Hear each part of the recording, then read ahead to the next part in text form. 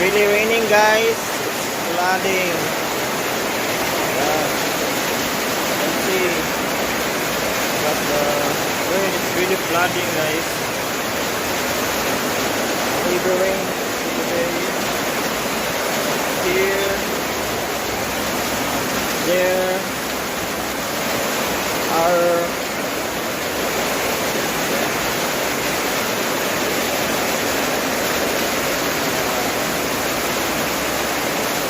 flooding.